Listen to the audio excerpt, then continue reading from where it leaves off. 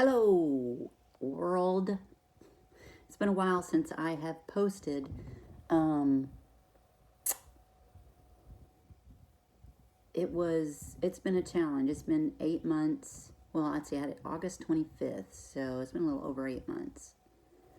But, let's see, August, September, October, November, December, January, February, March, April, May. So it's almost 9 months since my RNY gastric bypass. And it's finally set in that, since my journey began, years ago, my heaviest weight was 268, and now I weigh 164. So the journey has, brought me to this, but I did not lose this weight until I had my surgery. There was complications. Apparently my staples didn't hold. So I don't know, 8 hours after my surgery, started vomiting all this blood because everything was coming apart inside that they had done.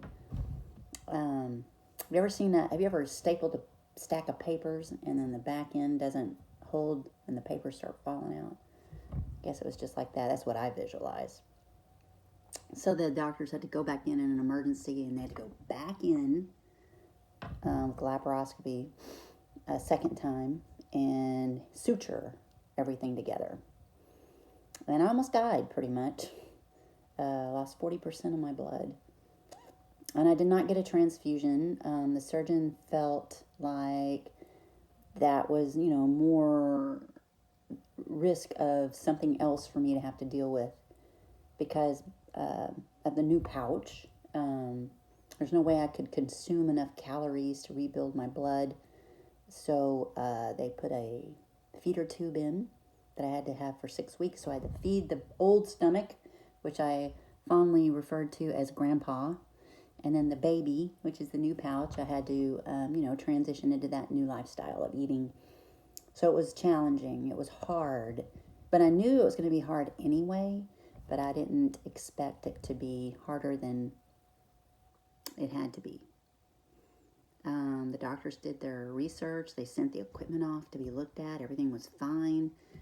So their answer to why that occurred is, I have resistant H. pylori bacteria in my stomach.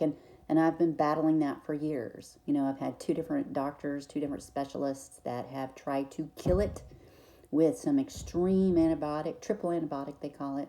Give you 2 really strong doses every day of antibiotics with a kind of like Pepto-Bismol sort of pill. I forget what it's called, but to help with the acid reflux. But all that did was stir up my candida issues and pretty much wiped out everything in my colon that was good and left candida and H. pylori behind. So anyway, that was all before surgery, and they couldn't kill it. And so they just said, we're going to have to keep an eye on it, but there are people that have resistant H. pylori, and we can't kill it. So that's another video.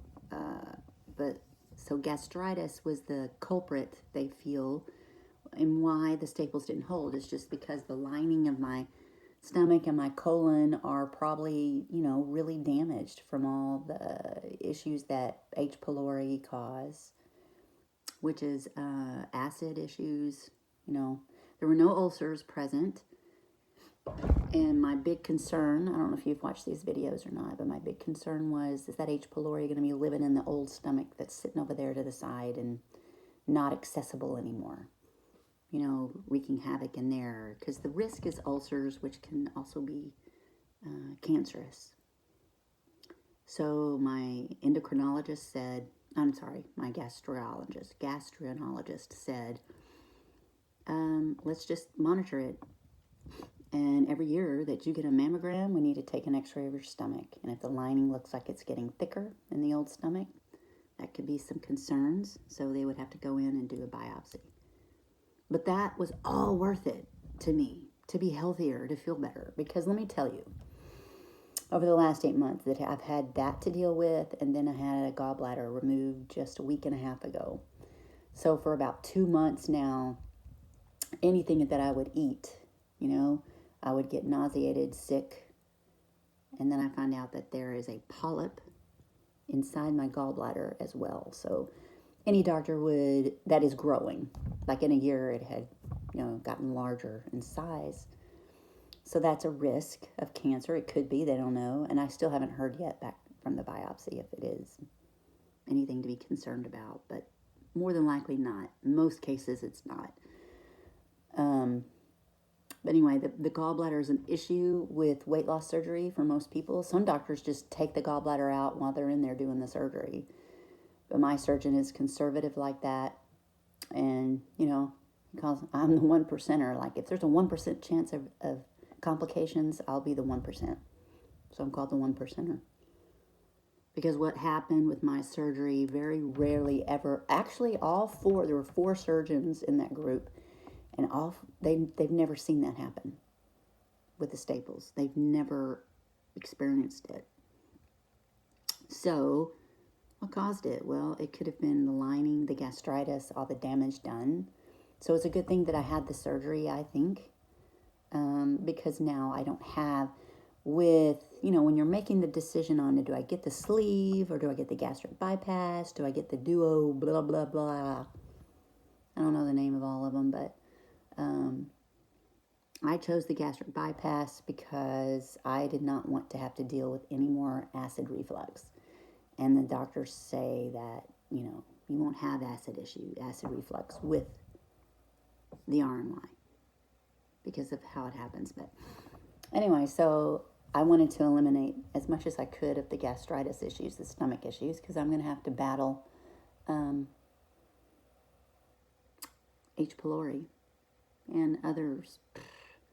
So crazy weird. Genetics are not fair. But anyway, with all that said, over the last 10 years, I've never been able to lose the weight and keep it off.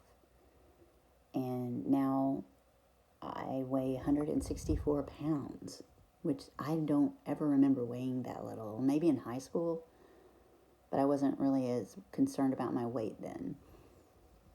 So anyway, there are trade-offs. Like, there is the loose skin. I know I'm 54, so I feel like I do look older because of my skin.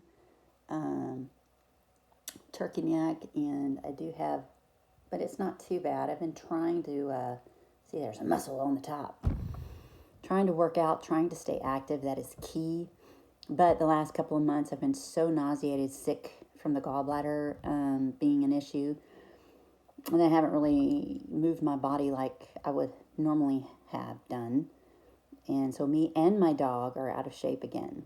So, but now that the surgery's happened, and the doctors did say there was a lot of scar tissue in there.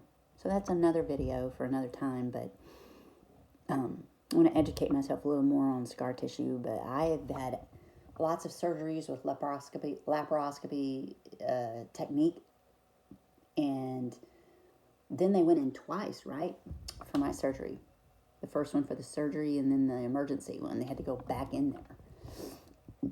So when they went in to remove the gallbladder, they're like, man, there was a lot of scar tissue in there, and it was like pulling on the colon in some areas where it might have been causing pain.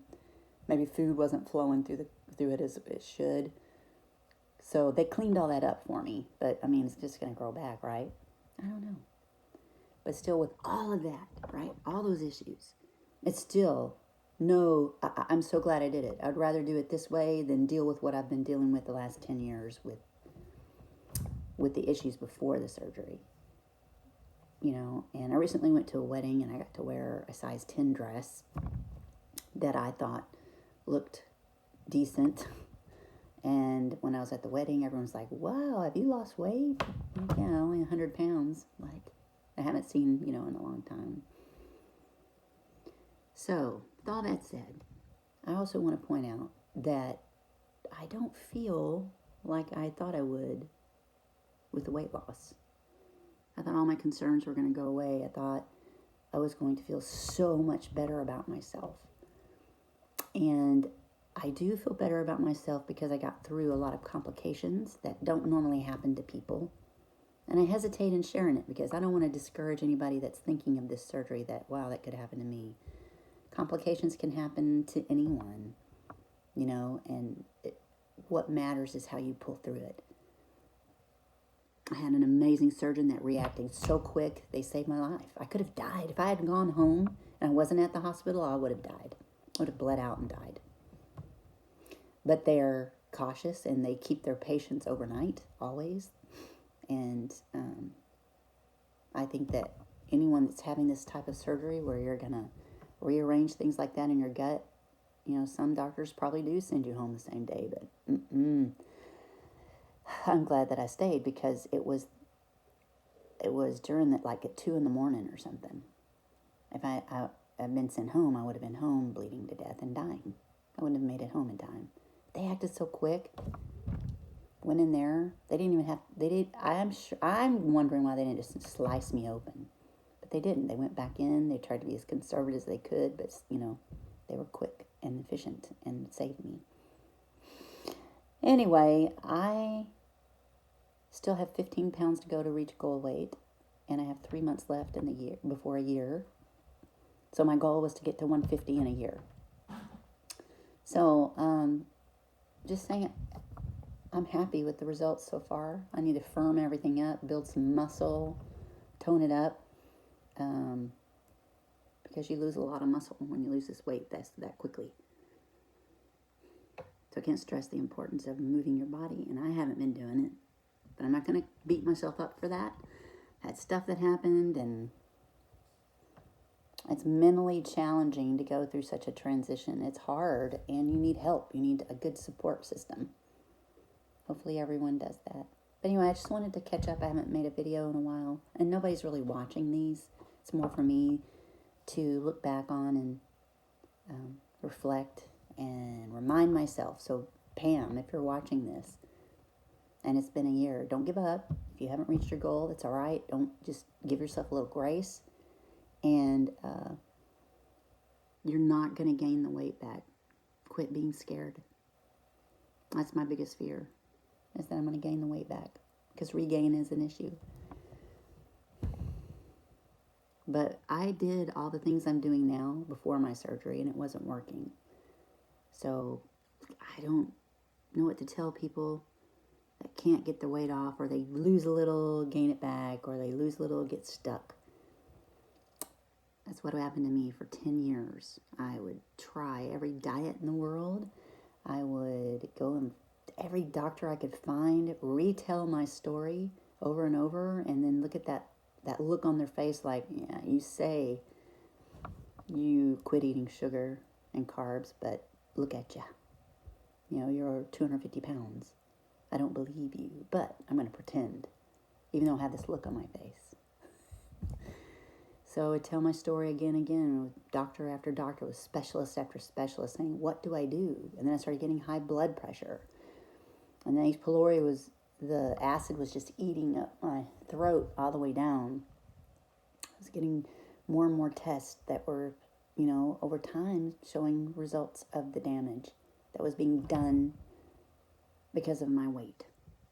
My knees hurt, my feet hurt. I didn't want to exercise because it hurt. And so now when I walk 3 miles, it doesn't hurt my feet or my knees. Nothing hurts. I actually feel energized afterwards. So would I do this again, knowing of all the complications? Yes, I still would do it in a heartbeat. Because now I'm 54, but I'm active and I feel good, and I'm not sleepy at that, like 3 o'clock where I want to lay down and take a nap. I did last week, but I was recovering from gallbladder removal surgery. But normally I have energy all day long. So I'll be the grandma at my grandchildren's soccer games doing the cartwheels, cheering them on. I bought myself, I feel, at least another 10 years of healthy 10 years where I can be active, and I just don't want to be like my mom was for 15 years sitting in a chair watching TV because it just hurt too much to do anything.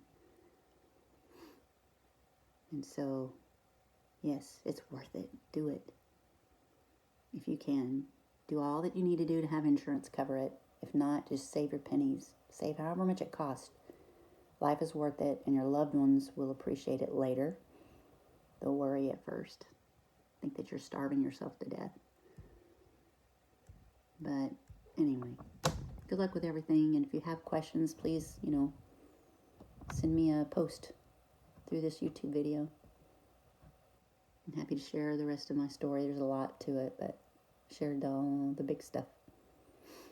And thanks to my surgeon. Should I say his name? I don't know. But anyway, if you want to know about who did this for me and what medical group, I'm happy to share that with you privately. Thanks.